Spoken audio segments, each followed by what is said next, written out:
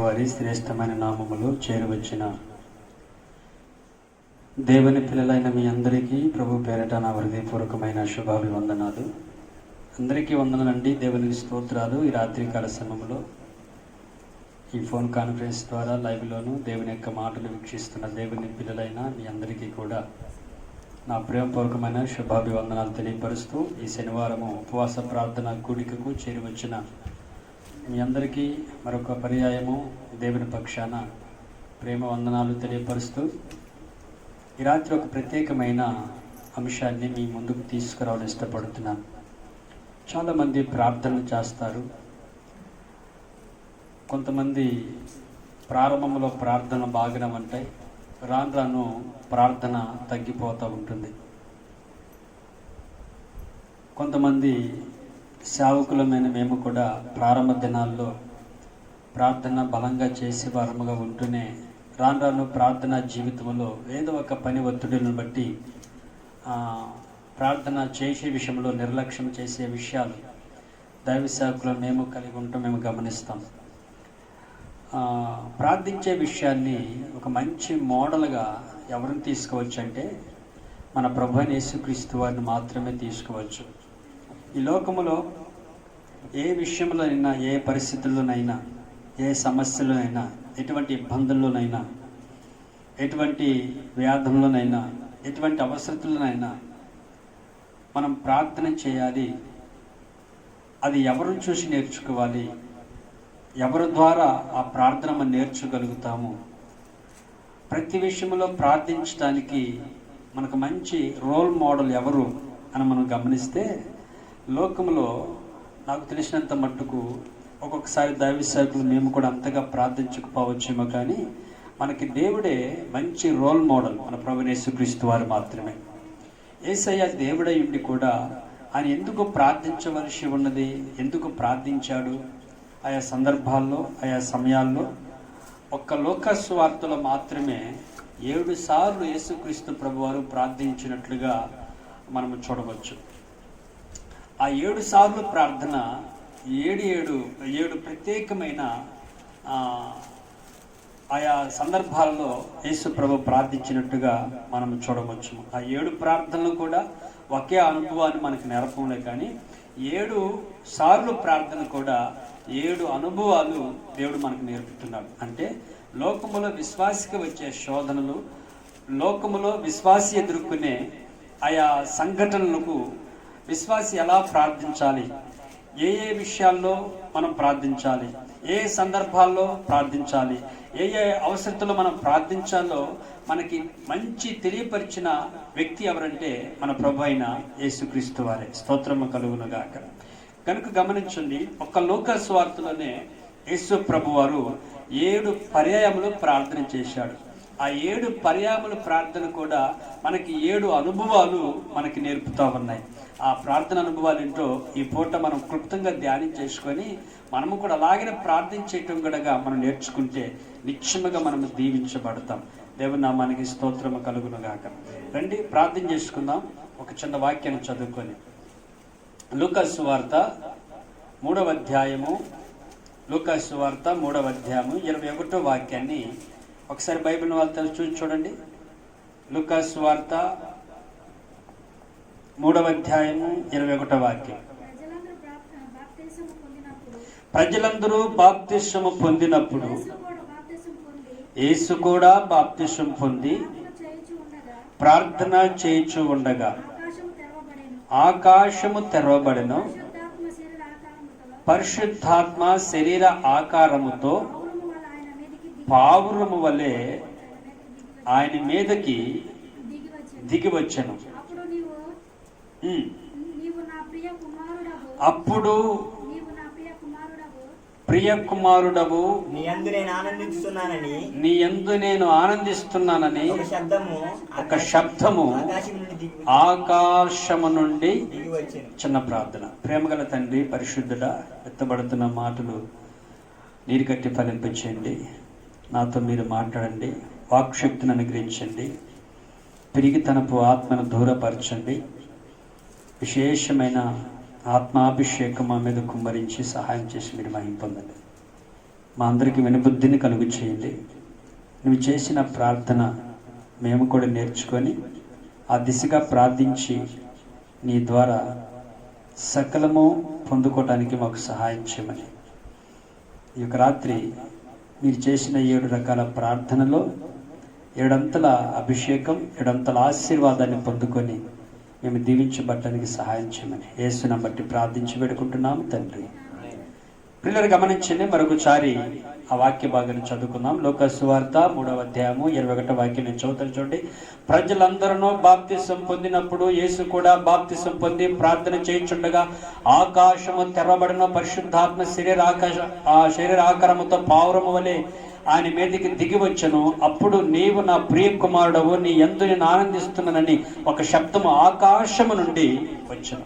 మొట్టమొదట యేసు ప్రభు చేసిన ప్రార్థన బాప్తిసం పొందిన తర్వాత ఆయన ఒడ్డుకొచ్చిన తర్వాత చేసిన ప్రార్థన. దేవునికి స్తోత్రం చెప్పండి. బాప్తిసం పొందినప్పుడు యేసు ప్రభు చేసిన ప్రార్థన.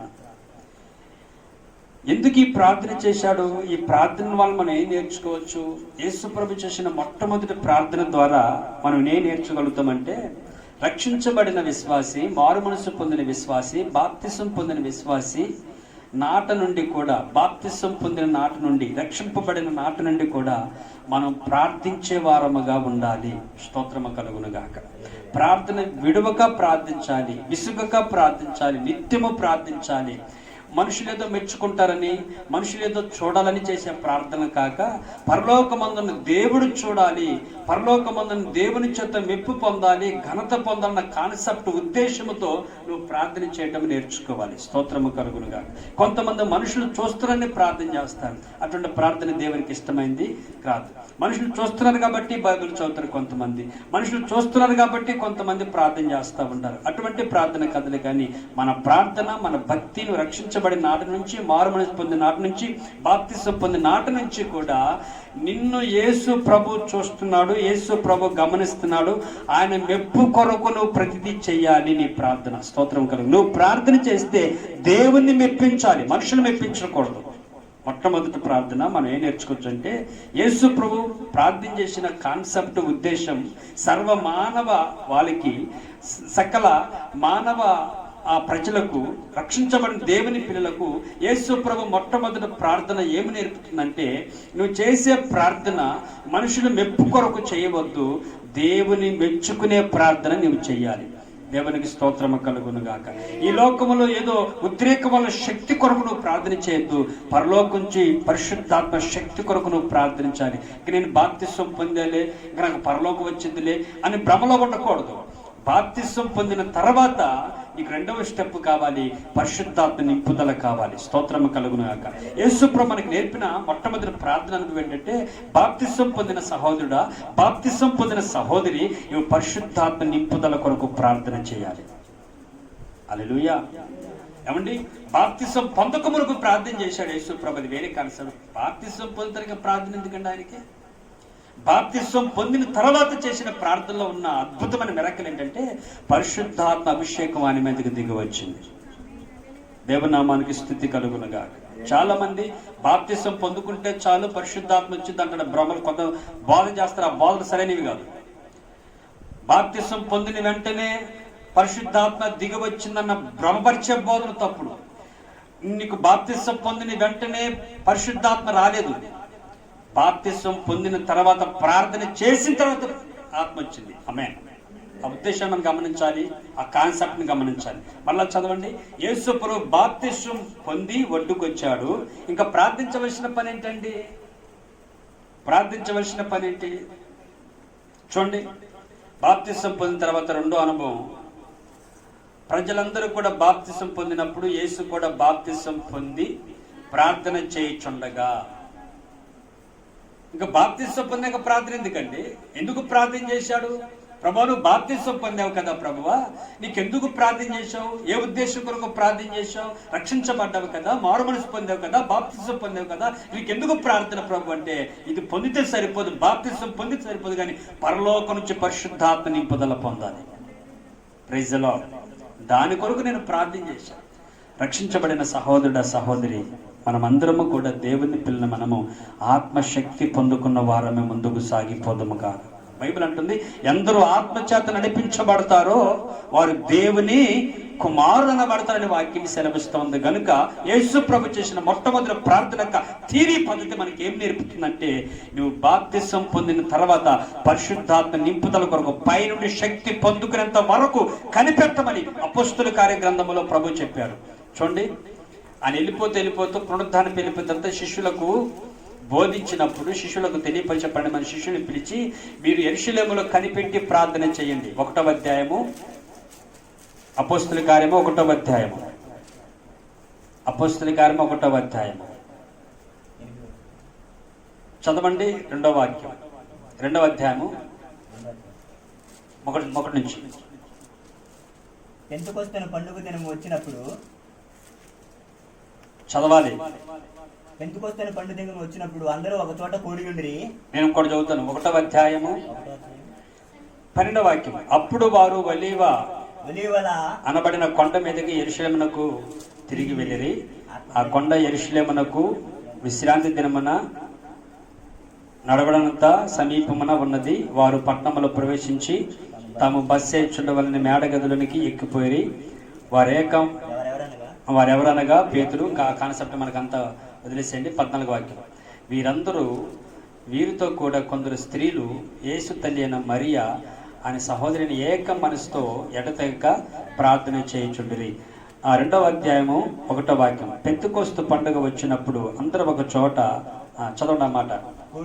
కూడి ఉండిరి. అప్పుడు వేగముగా వీచు బలమైన గాలి వంటి ఒక శబ్దము ఆకాశము నుండి అకస్మాత్తుగా వారు కూర్చొని ఉండ ఇల్లంతయు నిండెను. మరియు అగ్ని జ్వాలల వంటి నాలుకలు విభాగింపబడినట్టుగా వారికి కనబడి ఒక్కొక్కని మీద వ్రాలగా అందరూ పరిశుద్ధాత్మ నింపబడిన వారై ఆత్మ వరకు వాక్శక్తిని అందించిన కొలది అన్ని భాషలతో మాట్లాడేది. స్తోత్రం చెప్పండి గట్టిగా.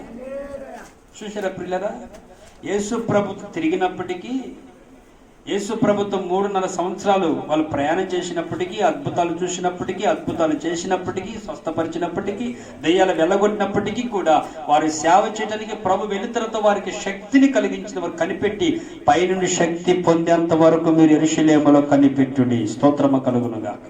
ఆ మాట పొందుకొని వారు ఇంచుమించు 40 దినాలు కనిపెట్టుకున్న తదుపరి పరలోకం నుంచి పరిశుద్ధాత్మ వారి మీదకు దిగి వచ్చారు. కనుక యేసు ప్రభు మనకి నేర్పిన మొట్టమొదటి ప్రార్థన అనుభవం ఏంటంటే, బాప్తిసం పొందిన సహోదరి సహోదరుడా, రక్షించబడిన సహోదరి సహోదరుడా, నువ్వు దేని కొరకు ప్రార్థించాలి? మొట్టమొదటి తెలుసా? పైనుండి శక్తి పొందుట కొరకు ప్రార్థించాలి. పైనుండి పరిశుద్ధాత్మ నింపుదల కొరకు ప్రార్థించాలి. ఆ పరిశుద్ధాత్మ పొంది పరిశుద్ధాత్మ చేత నింపబడి మనము దేవుని పనిలో ముందుకు సాగిపోదుము గాక. 2 చేతులు పైకెత్తి స్తోత్రం చెప్పండి. 2వ ప్రార్థన ప్రభు మనకు నేర్పుతున్న ప్రార్థన. లూకాసు సువార్త 5వ అధ్యాయం 15వ వాక్యం.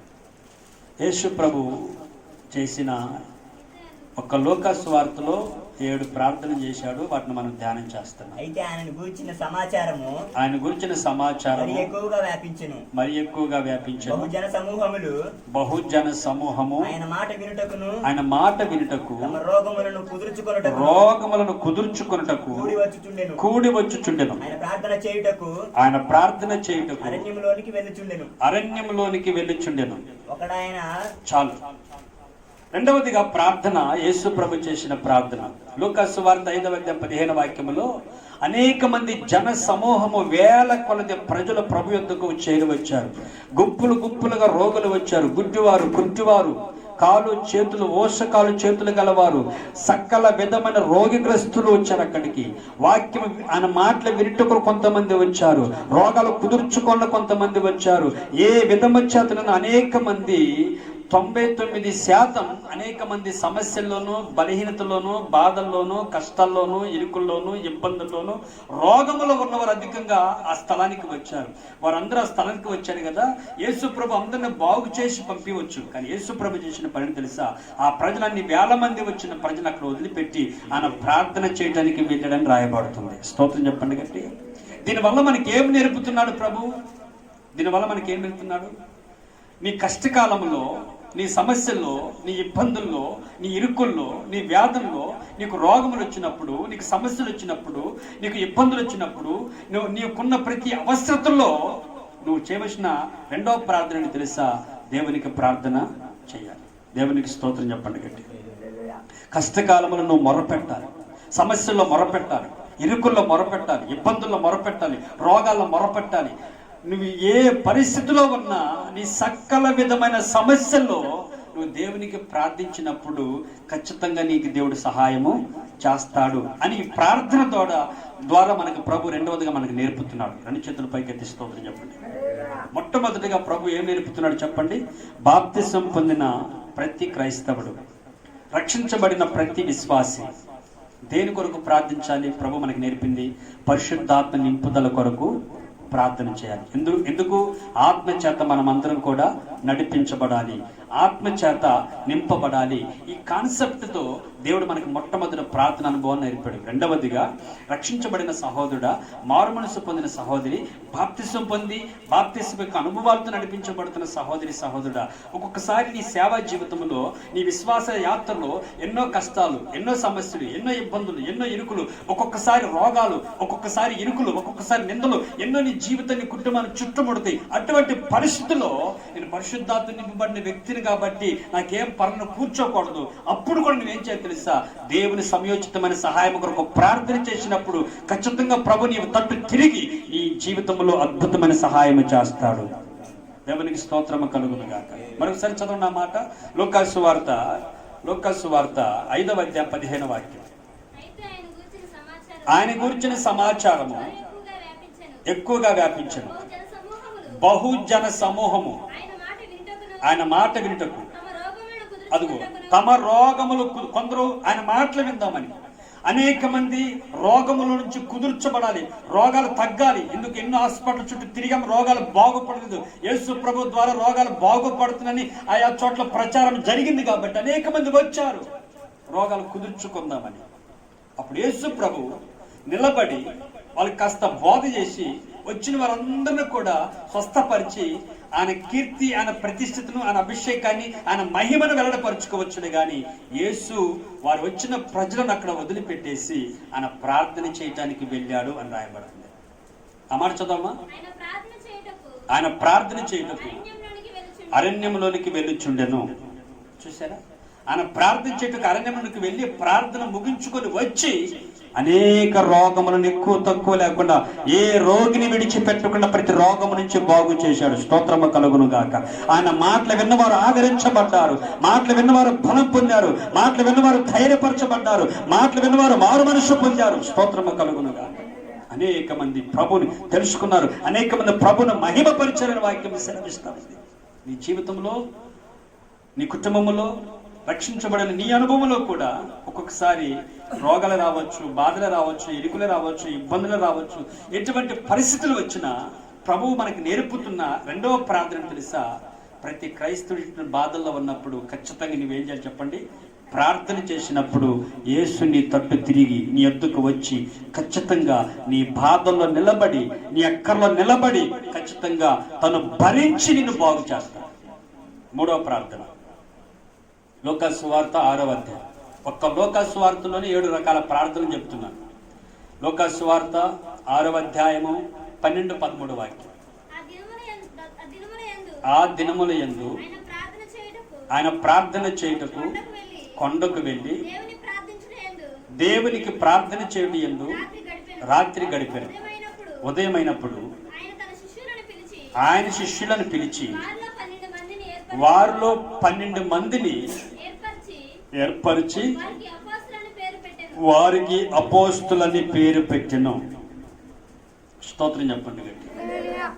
యేసు ప్రభు మూడవదిగా ఆయన చేసిన ప్రార్థన యొక్క అనుభవం మనకి ఏం నేర్పుతుందంటే, సహోదరి సహోదరుడా, ముందు నువ్వు ఏ పని ప్రారంభించాలన్నా నువ్వు చేయవలసింది తెలుసా? నీ పని ప్రారంభించడానికి సిద్ధాంతిని వినటం కాదు, నీ పని ప్రారంభానికి ముహూర్తాలు చూడటం కాదు, నీ పని ప్రారంభించడానికి మంచి రోజులు చూడటం అని కాదు, నీ పని ప్రారంభించడానికి వారాలు వజ్రాలు చూడమని కాదు, నీ పని ఆరంభానికి ముందుగా నువ్వు ఏ పని ప్రారంభించాలన్నా, ప్రారంభించే పని ముగించబడాలన్నా నువ్వు ప్రార్థన చేయాలి. స్తోత్రము కలుగునుగా. యేసుక్రీస్తు ప్రభువారు 12 మంది శిష్యులు ఏర్పాటు చేసుకునే విషయంలో ఎందుకు ఏర్పాటు చేసుకోవాలి? ఆయన పని కొరకు, ఆయన సేవ కొరకు 12 మందిని ఏర్పాటు చేయాలని ఆయన ఉద్దేశించాడు. వాళ్ళని పిలిచి ఒక్కొక్కరి మీద చేతులు పెట్టి ప్రార్థన చేసి పంపించవచ్చు. వాళ్ళని తెల్లవారేసరికి ఒక్కొక్కరిని ఏర్పాటు చేయడానికి ముందు రాత్రి అంతా ఆయన ప్రార్థన చేసాడని వాక్యం సెలవిస్తా ఉంది. ఆయన ప్రార్థన చేసి ముగించిన తర్వాత తెల్లవారి శిష్యులను పిలిచి ఒక్కొక్కరిని ఒక్కొక్క పని కొరకు వారు అపోస్తులుగా పిలిచి ఒక్కొక్క పని కొరకు ఏర్పాటు చేస్తే వారు నలుదిక్కులుగా వెళ్ళి సువార్తను విస్తరింపజేసి వారు అపోస్తులను పేరు పెట్టమకుండా భూలోకాన్ని తలకిందులు చేసేవారిగా మారిపోయారు. విద్య లేని పామరులు విశ్వ ప్రపంచానికి తిరిగి సువార్తను బోధించే ఒక బలమైన సాధనాలకు ఎలా మారారు తెలుసా? ఆ రాత్రి యేసు ప్రభు చేసిన ప్రార్థన. ఆమేన్, హల్లెలూయా. నీ బిడ్డలు మంచి భవిష్యత్తుగా నీ బిడ్డల విషయాలు తీసుకుందాం, నీ పిల్లల విషయాలు తీసుకుందాం. నీ పిల్లల మంచి చదువులో ఉత్తీర్ణ అవ్వాలని ఇష్టపడితే, నీ పిల్లల భవిష్యత్తు మెరుగుపరచబడాలని ఇష్టపడితే, తల్లిదండ్రులమైన మనము బిడ్డల భవిష్యత్తు కొరకు ప్రార్థించే వారముగా ఉండాలి, అంగలార్చే వారముగా ఉండాలి. అందుకని భయపడిన విలాప వాక్యంలో అనుకుంటాను, బహుశా 3వ అధ్యాయం అనుకుంటాను. రేయి మొదటి జామున లేచి, రిఫరెన్స్ ఒకళ్ళందరూ చూస్తే తెలిస్తే చూడండి, 3వ అధ్యాయము 2వ అధ్యాయనా 2:19 చదవండి. విలాప వాక్యం 2:19. నీవు లేచి రేయి మొదటి జామున మొర్రపెట్టుము, నేల కుమ్మరించినట్లు ప్రభు సన్నిధిని నీ హృదయమును కుమ్మరించుము, నీ పసి పిల్లల ప్రాణము కొరకు. స్తోత్రము కలుగునుగా. యేసు ఎందుకు తన శిష్యుల కొరకు ప్రార్థన చేశారు? తన పక్కన తిరిగేవారి కొరకు, తన వెంట వచ్చేవారి కొరకు. ఎందుకు యేసు అంతగా ప్రార్థించవలసి ఉన్నది? ఎంత ప్రార్థించాడు తెలుసండి? రాత్రి అంతా ప్రార్థించాడంట. ఆమె తన పని కొరకు ఏర్పాటు చేసుకోవడానికి ముందు రాత్రి అంతా వారి కొరకు ప్రార్థన చేసి తన పని కొరకు వారిని ఏర్పాటు చేసి అపోస్తులకి పేరు పెట్టి ఒక్కొక్క ప్రాంతానికి పంపినట్టుగా లేఖనములు సెలవిస్తా ఉన్నాయి. స్తోత్రము కలుగునుగాక. నీ బిడ్డలను బడికి పంపించేటప్పుడు ప్రార్థన చేయండి. ఏమండి, ఎగ్జామ్కి వెళ్ళేటప్పుడు ప్రార్థన చేయండి. నీ బిడ్డల భవిష్యత్తు కొరకు ప్రార్థన చేయండి. నీ బిడ్డల కొరకు మనం ఎంతగా కన్నీరు కార్చి ప్రార్థన చేస్తామో తల్లిదండ్రుల యొక్క ప్రార్థన బిడ్డలకు సదా తోడుగా ఉంటాయి. దేవునామానికి స్తోత్రము కలుగునుగా. నిజంగా మన తల్లిదండ్రులమైన మన మీద ఆ భారాన్ని దేవుడు పడ్డాడు. కాబట్టి పిల్లల 3వదిగా ప్రభు మనకు నేర్పుతున్న పాఠం ఏంటంటే, నీ పిల్లలు ఒక పని కొరకు ఏర్పరచాలన్నా, నీ ఒక పనిని పూనుకోవాలన్నా, ఆరంభించాలన్నా, పని కొరకు ఏర్పాటు చేసుకోవాలన్నా దానికి ముందుకు నువ్వు చేయవలసిన పనిని తెలుసా? ప్రార్థన. ఆమేన్. దేవునికి స్తోత్రము కలుగునుగా. అప్పుడు ఆ పని సక్సెస్ అవుద్ది, ఆ పని విజయవంతంగా సాగిపోతుంది. యేసు చేసిన ప్రార్థనే వారిని హతసాక్షుల వరకు నడిపించింది. దేవునామానికి స్తోత్రము కలుగునుగా. ప్రాణం పోయిన వాళ్ళు వెనుదిరగలేదు. వెనుదిరగని వీరులుగా ఎందుకు అలా బలమైన పాత్రగా వాడబడ్డారు తెలుసా? యేసు ఆ రాత్రి చేసిన ప్రార్థనే వారిని అంతగా వాడబడింది. స్తోత్రం చెప్పండి గట్టిగా. కనుక ప్రియులారా, మనం అలా ప్రార్థించే వారముగా ఉందుముగాక. మొట్టమొదటి ప్రార్థన, రక్షణ పొందిన నీవు, మారు మనసు పొందిన నీవు, బాప్తిసం పొందిన నీవు మొట్టమొదటిగా దేని కొరకు ప్రార్థించమని ప్రభు మనకు నేర్పుతున్నాడు తెలుసా? నువ్వు బాప్తిసం పొందగానే సరిపోదు, రక్షణ పొందామనగానే సరిపోదు. నువ్వు ప్రార్థించాలి దేని కొరకు తెలుసా? పైనుండి శక్తి పొందుకోవటం కోసం, పైనుండి పరిశుద్ధాత్మ నింపుదల కొరకు నువ్వు బలంగా ప్రార్థించే, పరిశుద్ధాత్మ నింపుదల నీ మీదకు వచ్చేంత వరకు కనిపెట్టి ప్రార్థించే. స్తోత్రము. ఆ పరిశుద్ధాత్మ పొందిన తర్వాత లేచి నిలబడి ప్రకాశించాలి ప్రభు కొరకు. స్తోత్రం కలుగునుగా. అప్పటిదాకా నువ్వు ప్రభు పనిలో నువ్వు ముందుకు సాగిపోవు అని ప్రభు నేర్పిన మాట. రెండవదిగా, నీకు ఏ సమస్యలు వచ్చినా, విశ్వాస జీవితమే కానీ సేవా జీవితంలో కానీ సమస్యలు వచ్చినా, ఇరుకులే వచ్చినా, ఇబ్బందులే వచ్చినా, కన్నీరే వచ్చినా, కష్టాలు వచ్చినా, కడగండ్లే వచ్చినా, ఏది వచ్చినా, రోగాలు వచ్చినా నువ్వు చేయవలసిన ప్రార్థన తెలుసా? అటు ఇటు ఉరుకులు పెట్టకుండా దేవుని తట్టు తిరిగి మొరపెట్టు. ఖచ్చితంగా దేవునికి సహాయం చేస్తాడు. మూడవదిగా, దేవుడు మనకు నేర్పిన మూడో ప్రార్థన అనుభవం ఏంటో తెలుసండి?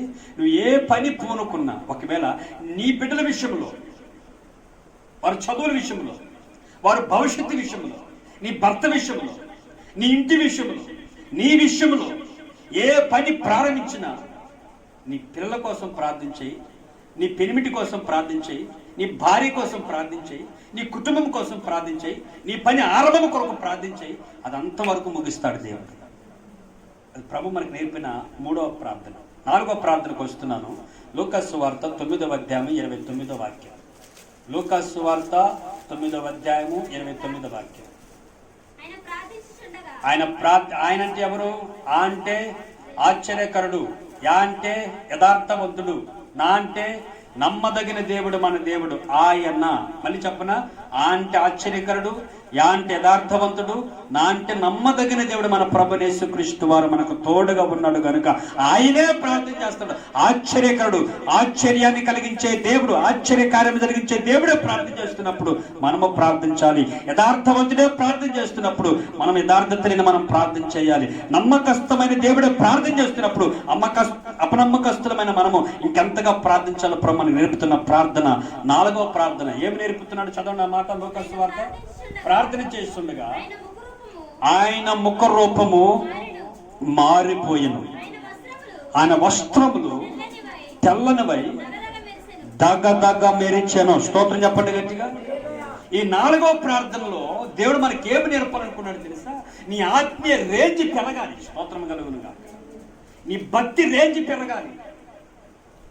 హలో, నువ్వు ప్రభుతో ఎంతగా గడుపుతావో, ప్రభుతో ఎంతగా సహవాసం చేస్తావో నీ ముఖ రూపము మారిపోద్ది, నీ బ్రతుకు మారిపోద్ది, నీ మాట మారిపోద్ది, నీ చూపు మారిపోద్ది, నీ తలంపులు మారిపోతాయి, నీ ఆలోచనలు మారిపోతాయి, నీ పద్ధతులు మారిపోతాయి, నీ అలవాట్లు మారిపోతాయి, నీ ఆచారాలు మారిపోతాయి. నీ పాత విషయాలన్నీ కూడా మార్పు చెందాలి, నూతన పరచబడాలి. స్తోత్రం కలుగునుగా. నీవు నూతన పరచబడేంత వరకు, రూపాంతరం చెందేంత వరకు ప్రభు దగ్గర నుంచి లాగకూడదు.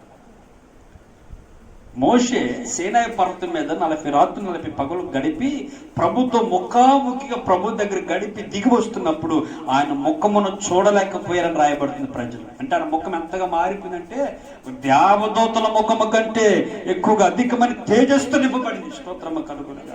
ఆయన ముఖమును చూడలేక వస్త్రములు కప్పుకున్నారని రాయబడుతుంది వాక్యం. హల్లెలూయా. నేను చెప్తున్నాను, ఎన్నో ప్రార్థన ఇది. యేసు ప్రభు చేసిన 4వ ప్రార్థనలో దేవుడు మనకు నేర్పుతున్న పాట ఏంటంటే, సహోదరి సహోదరుడా, నువ్వు అధికంగా దేవుని వాక్యముతో సమయాన్ని గడపాలి. ప్రార్థనలో ఎక్కువగా నువ్వు దేవునితో సమయాన్ని గడపాలి. సమయం దొరికిన కొలది వాక్యాన్ని చదవాలి, సమయం దొరికిన కొలది ప్రార్థన చేయాలి, సమయం దొరికిన కొలది దేవుని పని చేయాలి, సమయం దొరికిన కొలది దేవుని ప్రజలతో సహవాసము చేయాలి. నువ్వు దేవునితో ఎంతగా సహవాసము చేస్తావో అంతంతగా నీ యొక్క ముఖరూపం మారిపోద్ది. ఆమేన్, హల్లెలూయా. నీ వస్త్రం అంటే అర్థం ఏంటంటే, వస్త్రము దేనికి సాదృశ్యం అంటే క్రియలు అని రాయబడుతుంది. వస్త్రం ఏంటి చెప్పండి? క్రియలు. దైవికమైన క్రియలు నీలో ఉద్ధరిస్తాయి. స్తోత్రం కలుగును గాక. ఒక లోక సంబంధమైన క్రియలు ఉండవు, లోక సంబంధమైన పనులు ఉండవు. దైవికమైన పనులు నీలో పెరిగిపోతామంటే, నీలో మామూలు రూపం ఉండదు, దేవదూతల రూపం వచ్చేసింది. స్తోత్రం కలుగును గాక. మనమందరం కూడా యేసయ్య పోలికలోనికి మార్చబడదాము గాక. ఇంకొక మాట చెప్పాలంటే మీకు అర్థమయ్యేట్టుగా 4వ ప్రార్థన ప్రభు మనకు నేర్పుతున్న పాఠం ఏంటంటే, ఇప్పుడు నువ్వు మార్తమవి పరలోక మరియమ్మ తల్లిగా నువ్వు మార్చబడాలి. ఆమేన్.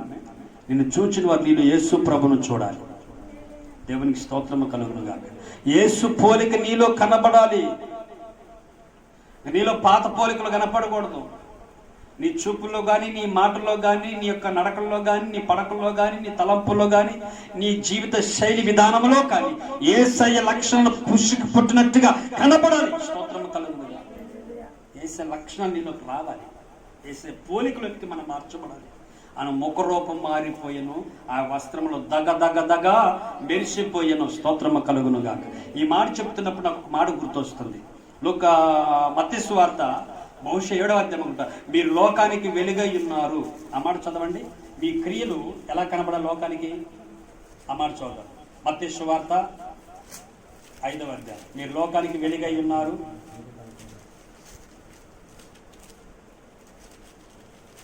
చూడండి, బైబిల్ గ్రంథంలో 5వ అధ్యాయం. వెలుగై ఉన్నారు, మీరు లోకములకు వెలుగై ఉన్నారు. 15వ వాక్యం. 15 వాక్యం చదవండి. మనుషులు మీ మనుషులు దీపము వెలిగించి ఉమ్. కొంచెము క్రింద పెట్టరు కానీ ఉమ్. అది ఇంట నుండి వారందరికీ ఉమ్. వెలిగించుటకై దీపస్తంభం మీదనే పెట్టుదురు. 16 వాక్యం. మనుషులు మీ మనుషులు, ఆ మాట అంటలేండి, మనుషులు మీ సత్క్రియలను చూచి పరలోకమందున్న మీ తండ్రిని మహిమపరచినట్లు వారి ఎదుట మీ వెలుగు ప్రకాశింపనీయుడి. స్తోత్రం చెప్పండి గట్టిగా. ఆయన ప్రార్థన చేయించు ఉండగా ఆయన ముఖరూపం మారిను, ఆయన వస్త్రములు ప్రకాశించెను. వస్త్రం అంటే అర్థం ఏంటి? క్రియలు, సత్క్రియలు. మనలో దేవుని క్రియలు లోకానికి ప్రకాశింపనివ్వాలి. స్తోత్రము కలుగు. లోకస్తులు మనలో ఉన్న దేవుని ప్రేమను గుర్తించాలి. దేవుని మాట మనలో వారు గమనించాలి. దేవునికి స్తోత్రము కలుగును. దేవుని యొక్క దీనత్వం, దేవుని యొక్క దయాలత్వం, దేవుని యొక్క మంచితనం, దేవుని యొక్క సాత్వికం, దేవుని యొక్క సుగుణాలు, దేవుని యొక్క ఓర్పు, దేవుని యొక్క సహనం, దేవుని యొక్క ప్రేమ, దేవుని యొక్క దీర్ఘశాంతం మనలో ప్రజలు గమనించాలి. స్తోత్రము కలుగునుగా. ఇది క్రియలండి. ఈ రేంజ్కి మన భక్తి ఎదిగి ఫలించాలని ప్రభు మనకి నేర్పిన 4వ పాఠం. ఆయన చేసిన ప్రార్థన. దీని కొరకు మనము నిత్యము ప్రార్థించే వారముగా ఉందముగాక. ఈ ఉపవాస ప్రార్థనలో యేసయ్య చేసిన 7 అనుభవాలుగా ప్రార్థన చేశాడు. ఆయన చేసిన 7 ప్రార్థనలో 7 ఆత్మ సంబంధమైన అనుభవాలను మనం చూస్తున్నాం. మొట్టమొదటి ప్రార్థన, రక్షించబడి మారు మనసు పొంది బాప్తిసం పొందిన ప్రతి దేవుని బిడ్డ పరిశుద్ధాత్మ నింపుదల కొరకు మొట్టమొదటిగా ప్రార్థించాలి. అందరూ ఆత్మ చేత నడిపించబడాలనే పాట మనకు నెరపటం కోసం యేసు ప్రార్థన చేసినాం. రెండవదిగా నీ కుటుంబంలో ఏ సమస్యలు వచ్చినా, అది రోగాలే కానీ, బాధలే కానీ, కష్టాలే కానీ, అప్పులే కానీ, ఏది వచ్చినా కానీ అవన్నీ తీరిపోవాలంటే 2వ సూత్రం ప్రార్థన చేయాలి. మూడవదిగా ప్రభు నేర్పుతున్న పాఠం ఏంటి తెలుసా? నీ పిల్లల భవిష్యత్తు విషయమే కానీ, నీ భర్త అభివృద్ధి విషయమే కానీ, నీ పని అభివృద్ధి విషయమే కానీ, నీ పని ప్రారంభ విషయమే కానీ, నువ్వు ఏ పనికి పూనుకున్నా నువ్వు ప్రార్థనతో ఆరంభించాలి. అది నీ బిడ్డల చదువులే కావచ్చు, నీ భర్త వ్యాపారమే కావచ్చు, నువ్వు చేసే పనులే కావచ్చు, నువ్వు ఆరంభిస్తున్న వ్యవసాయమే కావచ్చు, కూలీ పనులే కావచ్చు, నువ్వు ఏ పనిలో పూనుకున్నా దానికి నువ్వు ప్రార్థనతో ప్రారంభించాలి. ప్రభు మనకు నేర్పుతున్న ఆధ్యాత్మికమైన 3వ పాఠం. 4వ పాఠం ఏంటంటే, 4వ పాఠం అద్భుతం ఏంటంటే, నువ్వు ప్రభుత్వం ఎక్కువగా సమయాన్ని గడపాలి. నువ్వు ఎక్కువగా సహవాసం చేయాలి. నీ చేతులు దేవుడు మంచి వాక్యాన్ని ఇచ్చాడు. వాక్యంతో అధికంగా సమయం గడపాలి, అధికంగా ప్రార్థన చేయాలి, అధికంగా ప్రభుత్వం గడపాలి. నువ్వు ఎంతగా ప్రభుత్వం గడుపుతావో నీలో పాత లక్షణాన్ని చనిపోతాయి, నూతన పరచబడతాయి. స్తోత్రము కలుగును కాక. మనం మొత్తం మార్పు చెందుతాం. మాకు రాయబడుతుంది, ఆయన ముఖ రూపము మారిను. మార్పు రావాలి. ముఖము మారిద్ది, చూపు మారిద్ది, నడక మారిద్ది, పడక మారిద్ది, తలంపులు మారుతాయి, ఆలోచనలు మారుతాయి. గొప్ప దైవికమైన మార్పు ప్రతి క్రైస్తవులోనికి రావాలని ప్రభు నేర్పుతున్నా. ఎన్నో పాఠం ఇది? 4వ పాఠం. 5వ పాఠానికి వస్తున్నాను. 11వ అధ్యాయం 1వ వాక్యం. లోకాసు వార్త 11:1. ఆయన ఒక చోట ప్రార్థన చేయుచుండెను. ప్రార్థన చాలించిన తర్వాత ఆయన శిష్యుల్లో ఒకడు, ప్రభువా, యోహాను తన శిష్యులకు నేర్పినట్టుగా మాకు ప్రార్థన చేయ నేర్పుము ఆయన అడిగను. అందుకు ఆయన, మీరు ప్రార్థన చేయనప్పుడని వాళ్ళకి ప్రార్థన నేర్పాడు. 2 చేతుల పైకి ఎత్తి స్తోత్రం చెప్పండి. 5వదిగా యేసు ప్రభు చేసిన ప్రార్థనలో మనం నేర్చుకోవాల్సిన ఆధ్యాత్మికమైన పాఠం ఏంటంటే, నువ్వు ఏ పని నేర్చుకోవాలన్నా, అమ్మా ఏది మనకు రాదు, వాక్యం చెప్పటం నేర్చుకోవాలి, పాటలు పాడటము నేర్చుకోవాలి, ఆరాధన చేయటము నేర్చుకోవాలి, స్తుతించటము నేర్చుకోవాలి, అధికంగా ప్రభుతో గడపటం ఎంతో నేర్చుకోవాలి. మనం నేర్చుకున్న అనుభవంలో ఉన్నాం. నువ్వు ఈ నేర్చుకున్న అనుభవం ప్రభు దగ్గర నుంచి సమృద్ధిగా పొందుకోవాలంటే, ప్రభు నీకు ఓర్పుతో నీకు నేర్పాలంటే నువ్వు చే విషయం తెలుసా? ప్రార్థన. ఆమె దేవునికి స్తోత్రము కలుగునుగా. కానీ మనం చాలా నేర్చుకుంటున్నాం కదండి. యూట్యూబ్లో చూసుకున్న వంటలు ఎట్ట చేయాలి నేర్చుకుంటున్నాం. ఏమండి, పనికి పోయి వచ్చినా రాకపోయినా కలుపు ఎట్ట తీయాలో నేర్చుకుంటున్నాం. నాట్లు ఎట్ట వేయాలో నాటు నేర్చుకున్నాం, పత్తి ఎట్ట తీయాలో నేర్చుకున్నాం. ఇన్ని నేర్చుకున్నాం. కానీ అసలు నేర్చుకోవాల్సిన విషయాలు మాత్రము ఏమి నేర్చుకోవాలి? వాక్యం ఎలా చదవాలో నేర్చుకోని చెప్పండి. మీకు దండం పెడతాను. వాక్యం ఎలా చదవాలో, ప్రార్థన ఎలా చేయాలో, ఆరాధన ఎలా చేయాలో, ఆత్మను ఎలా పొందుకోవాలో, ఆత్మ సంబంధమైన విషయాలు అన్ని నేర్చుకోవాలి. పరిచర్య ఎలా చేయాలో కూడా నేర్చుకోవాలి. ప్రతిదీ కూడా ఆత్మ సంబంధమైన అనుభవాలు నేర్చుకోవాలి. స్తోత్రము కలుగుతుంది. ఏమీ తెలియని దానికి పెళ్లి చేసి ఇంటికి పంపించేవాడు వాడు 3 రోజులు తల్లి పంపాడు. ఏమీ తెలియని దానికి పెళ్లి చేసాం అనుకోండి, ఇవే నేర్పడం గారభం చేసి పెళ్లి చేసావు. ఏం చేస్తాం పెళ్ళిన కాంచి ఇంకా 1వ నెంబర్, 2వ నెంబర్, 3వ నెంబర్ చూపెడతారు బస్సులు. ఇంకా ఏం చేస్తారు? ఇంకా 3 రోజులు 4 రోజులే ఇంటికి పంపిస్తాను. అంటారు పిల్లరా, మన పిల్లలకి నేర్పినట్టుగా మనము కూడా ఆత్మ సంబంధమైన విషయాలు మనం కూడా నేర్చుకోవాలి. శిష్యులు వచ్చి ప్రభు దగ్గరికి వచ్చి, ప్రభు మాకు ప్రార్థన చేయట నేర్పము అన్నప్పుడు వారికి ప్రార్థన ఎలా చేయాలో ఆయన ప్రార్థన చేస్తూ వారికి నేర్పాడు. ఆమె ఆయన ప్రార్థన చేస్తూ ఇలా ప్రార్థన చేయండి. ఎలా ప్రార్థించాలి? ఇలా మోకరించాలి. మోకరించిన తర్వాత ఏం చేయాలి? ముందు ప్రభువును స్తుతించాలి, ప్రభు మహిమను గణపరచాలి. పరలోకమందున్న మా తండ్రి, ముందు తండ్రితో ప్రారంభించు. స్తోత్రం కలుగునగా ప్రభు నేర్పుతాడు. పరలోకమందున్న మా తండ్రి, నీ నామం పరిశుద్ధపరచబడును గాక, నీ రాజ్యం వచ్చును గాక. ముందు పరలోక సంబంధమైన వాడితో ప్రారంభించాడు. మనం ఏందో మోకరించిన వెంటనే ప్రభువా నా కడుపులు తిప్పేస్తుంది, ప్రభువా ప్రభువా నాకు మాకు అది లేదు ప్రభువా, ఇది లేదు ప్రభువా, మా కడుపులు నొప్పి ప్రభువా, తలపోటు ప్రభువా, అప్పులు ప్రభువా, తిప్పుల ప్రభువా, ముందు ఈ ప్రార్థన చేస్తాం. మేన్ అంటాం. ఒక్క చోట కూడా ప్రభుని మాత్రం పొరపాటున గణపరిచే దాకాలు గణపడదు. నా దేవుని ప్రజలారా గమనించండి. నీ పని ప్రార్థనగా ప్రారంభంలో మనం ఎలా ప్రార్థించాలో, ప్రభు సహాయం ఎలా పొందుకోవాలో, ప్రభుని ఎలా గణపరుస్తూ గణపరుస్తూ గణపరుస్తూ గణపరుస్తూ ప్రభు సహాయాన్ని కోరుకుంటూ చివరిలో అరాకొర చిన్న ప్రార్థన మన అవసరంతో ప్రార్థించిన సింపుల్గా ప్రభు ఆలకించి మన కళ్ళు తీర్చేస్తారు. స్తోత్రం కలుగును. ఆ పరలోక ప్రార్థన పాట మనకి ఏమి చెప్తుందంటే, పరలోకమందున్న మా తండ్రి, నీ నామము పరిశుద్ధపరచబడును గాక, నీ రాజ్యం మాకు వచ్చును గాక, నీ చిత్తం మాకు పరలోకం నెరవేరినట్లు భూలోకమందు.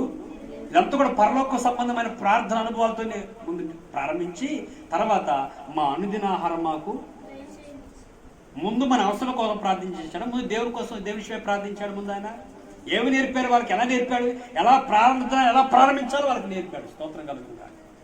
కనుక నా దేవుని ప్రజలారా, మనము దేవుడు ప్రార్థన చేస్తూ ప్రార్థన నేర్పుతూ వాళ్ళకు ప్రార్థన నేర్పారు. మనము కూడా మన ఇంట్లో ప్రార్థన చేసేవారముగా ఉంటే మన బిడ్డలు కూడా ప్రార్థించేవారుగా ఉంటారు. హన్న ఎంత ప్రార్థించే తల్లో పాలు మరిచిన 3 సంవత్సరాల బాబు కూడా మోకరించడం రాయబడుతుంది.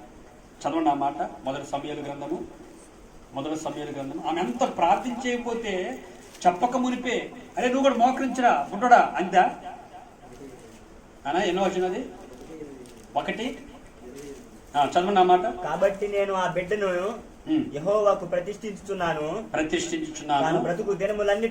వాడు బ్రతుకు దినములన్నిటను వాడు యెహోవాకు ప్రతిష్ఠితుడని చెప్పెను. అప్పుడు వాడు యెహోవాకు అక్కడనే మొక్కెను. అప్పటికి వాడి వయసు ఎంత? పాలు విడిచిన వాడికి ఎన్ని సంవత్సరాలు ఉంటాయి? ఒక 3 సంవత్సరాలు వేసుకోండి. 3 సంవత్సరాల పిల్లగాడికి మోకరించడం తెలిసిద్దండి? 3 సంవత్సరాల పిల్లగాడికి మొక్కుబడి ఎలా చేసుకోవాలో తెలిసిద్దా? ఆ మధ్యకాలంలో అనేక మంది ఒక పెద్ద చర్చిలో అంత అయిపోయింది, ఆరాధన అయిపోయింది, వాక్యం అయిపోయింది, ప్రార్థన అయిపోయింది, అన్నీ అయిపోయింది. ఆఖరి కానుకల పాట పాడుతూ ఉన్నారు. అనేక మంది కానుకలు వేస్తున్నారు. అనేక మంది ఒక పెద్ద వేడే ప్లేట్లో, ఇప్పుడున్న మాదిరిగా డబ్బాల్లో పెట్టడం కాదు, ఒక ప్లేట్లో పడతా ఉన్నారు కానుక. అనేక మంది కానుకలు వేస్తూ ఉన్నారు. వెళ్తా ఒక చిన్న పిల్లవాడి దగ్గరికి వచ్చి ప్లేట్ వస్తే కింద పెట్టమని ప్లేట్. వీడేంటో దొంగతనం చేస్తాడని కింద పెట్టాడు. ఆ పిల్లవాడు 2 ప్లేట్లలోకి కాలు పెట్టి నిలబడ్డాడు. ఏంటంటే, నా దగ్గర డబ్బులు ఏమి లేవండి, నన్ను నేనే దేవునికి కానుకగా వేసుకున్నానని చెప్పాడు. దేవునికి స్తోత్రం. ఆ పిల్లగాడికి ఎవరు చెప్పారండి? చిన్న వయసులో. ఇక్కడ సమయాలు కూడా తను తానే దేవునికి మొక్కుబడి చేసుకున్నాడని రాయబడుతుంది. ఈ అనుభవంలోకి రావటానికి తన తల్లి ఏ అనుభవంలో ఉందో మనకు అర్థమైంది. స్తోత్రం చెప్పండి గట్టి. తల్లిదండ్రులమైన మనము ఏ అనుభవంలో ఉంటామో బిడ్డలు కూడా అదే అనుభవంలో ఉంటారు. కనుక ఎన్నో ప్రార్థన ప్రభు మనకు నేర్పుతున్న 5వ ప్రార్థన, 6వ ప్రార్థన. 5వ ప్రార్థన ఏమి నేర్పుతుందంటే, మనం ఏది నేర్చుకోవాలన్నా ముందు ప్రార్థనతో ప్రారంభించాలి. స్తోత్రము కలుగును గాక. Praise the lord. నీకు పాటలు పాడటం రాదు, ప్రార్థన చేసి ప్రారంభించు. నీకు డ్రమ్ము కొట్టడం రాదు, ప్రార్థన చేసి ప్రారంభించు. ఆరాధన చేయటం రాదు, ప్రార్థన సహాయాన్ని కోరుకో. అమ్మా, పరిచయం ఎలా చేయాలి నీకు ఇంట్రెస్ట్ ఉంది, కానీ విస్తారమైన పనుల వల్ల నీకు కుదరట్లేదు, ప్రార్థన చేయి. ప్రభు నీకు సమయాన్ని ఇస్తాడు. నువ్వు ఏది చేయాలన్నా ప్రార్థన చేయడం ప్రారంభిస్తూ నిశ్చయముగా ప్రభు నీకు సకలము నేర్పును గాక. సకల విద్యలో ప్రావీణ్యత కలిగిన వారిగా నా ప్రభు నీ మీద గొప్ప అభిషేక వర్షాన్ని కుమ్మరించును గాక. 6వ ప్రార్థన. రండి బైబిల్ తెరవండి. 6వ ప్రార్థన 22:44. లూకా సువార్త 22:44. 6వ ప్రార్థన. ప్రభు నేర్పుతున్న 6వ ప్రార్థన. ఆయన వేదన పడి మరింత ఆతురగా ప్రార్థన చేయగా ఆయన చెమట రక్త బిందువులుగా రక్త బిందువుల ఆయన ప్రార్థన చాలించి లేచి తన శిష్యుల యొద్దకు వచ్చి వారు దుఃఖము చేత నిద్రించుట చూచి మీరెందుకు నిద్రించుతున్నారు, శోధనలో ప్రవేశింపకుండునట్లు ప్రార్థన చేయడని లేచి మెలకుగా ఉండి ప్రార్థన చేయుడి. స్తోత్రం చెప్పండి గట్టిగా. ఆ రోజు యేసు ప్రభు మనకి నేర్పుతున్న ప్రార్థన అంటే, ఆ ప్రార్థన ఏంటి అనుభవం ఏంటి తెలుసండి? మనం అందరం శోధించబడతాం. ఈ శోధన కాలంలో తప్పించబడాలంటే, ఈ కరోనా నుండి తప్పించబడాలంటే, వస్తున్న ఉగ్రత నుంచి తప్పించబడాలంటే, ఈ కరోనా పోయింది, రేపు ఉన్న అన్ని వేలు ఉండేది కదా ఈ కరోనా. ఏదో ఒక రోజు నీ కరోనా వ్యాధి పోద్ది, ఇది పోయిందిలా అమ్మయ్య అనుకునే లోపు మరొక రోగం వచ్చింది. No doubt, sure. అది ఏమండి, ఇది పోయింది అనుకునే లోపు మరొక భూకంపం వచ్చింది. ఇది పోయింది అనుకునే లోపు ఇది అలా జరుగుతూనే ఉంది. అక్కడ గ్యాస్ లీక్ అయిపోయింది, కొన్ని వందల మంది ప్రాణ నష్టం కలిగింది. నేను అంటాను ప్రియులారా, ఇలా ప్రాణ నష్టాలు ఒకటబట్టి వస్తూనే బట్టి ఈ శోధన కాలంలో తప్పించబడాలంటే ఒకటే సూత్రం: తిని పండుకోవద్దు. ఏదో గవర్నమెంట్ ఇస్తున్న లాక్డౌన్ టైంలో మనకు శుభ్రంగా రైస్ ఇస్తున్నారు, శుభ్రంగా పప్పు దినుసులతో ఎవరో మనకు సహాయం చేస్తారని తిని పండుకోకుండా మనం ఏం చేయాలి? ప్రార్థన చేయాలి. అప్పుడు ఇటువంటి శోధన కాలంలో మనం తప్పించబడతాం. స్తోత్రం చెప్పండి గట్టిగా. 2 చేతులతో స్తోత్రం చెప్పండి. ఇటువంటి ఎన్ని శోధనలు వచ్చిన తప్పించబడాలంటే ఖచ్చితంగా నువ్వు ప్రార్థన చేయాలి. ఆ దేవుని గమనించండి. ఆ మధ్య ఒక న్యూస్ వచ్చింది టీవీలో. ఒక ప్రాంతానికి వలస కూలీలు రోడ్డును పడేస్తే దూరం వద్దని రైలు పట్టాల మీద పడుతున్నారు. అప్పటికే ఇంచుమించు వాళ్ళు 70 కిలోమీటర్లు నడిచారు. బహుశా అలుపు వచ్చి రాత్రి అయింది, ఆ పట్టాల మీద పండుకున్నారు. దిండు అలవాట్లు కదండి, ఆ పట్టాన్ని దిండుగా చేసుకొని పండుకున్నారు. రాత్రి గూడ్స్ రైలు వచ్చి కొన్ని పదుల సంఖ్యలో అనేక మంది ప్రాణ నష్టం జరిగింది. ఎంతను ప్రియులారా, అది తప్పించుకుందామని వచ్చారు. ఏం తప్పించుకుందామని? అక్కడ కరోనా తప్పించుకుందామని బయలుదేరి ఇంటికి, కానీ ఇక్కడ గూడ్స్ రైలు నుంచి తప్పించుకోలేకపోయారు. నేను అంటాను, నువ్వే తప్పించుకోవు. నీ పట్ల దేవుని ప్రణాళిక కనుక లేకపోతే, దేవుని కృప లేకపోతే, దేవుని చిత్తం లేకపోతే, నువ్వు ఇంట్లో తలుపులు పెట్టుకొని కూర్చున్నది నీ దగ్గరికి వచ్చింది. అది స్తోత్రం కలుగును గాక. దేవుని కృప నీ దగ్గరకు రావాలంటే, దేవుని కనిక్రమ రావాలంటే, దేవుని కాపుదల భద్రత ఈ శోధన కాలం తప్పించబడాలంటే నువ్వు దేవునికి ప్రార్థన చేయి. స్తోత్రం కలుగును గాక. ఆయన ప్రార్థన చేశాడు. మనకు 6వ పాఠం మనకి ఏం నేర్పుతుందంటే, ఇటువంటి శోధన కాలంలో, ఇటువంటి కష్టకాలంలో, ఇటువంటి సమస్యల్లో, వలయములో చిక్కుకున్నప్పుడు సహోదరి సహోదరుడా, నువ్వు తప్పించబడాలంటే నువ్వు ప్రార్థన చేయి. మెలకుగా ఉండి ఖచ్చితంగా నీవు నీ కుటుంబం తప్పించబడుదురుగాక. ఆఖరి మాట చెప్పి నేను ముగిస్తాను. ఆఖరి మాట లూకా సువార్త 23వ అధ్యాయము 43వ వాక్యం. లూకా సువార్త 23. వానితో నేడు నీవు నాతో కూడా పరదేశంలో ఉండు అని నిశ్చయముగా నీతో చెప్పుచున్నాను నేను. 46. అప్పుడు యేసు గొప్ప శబ్దముతో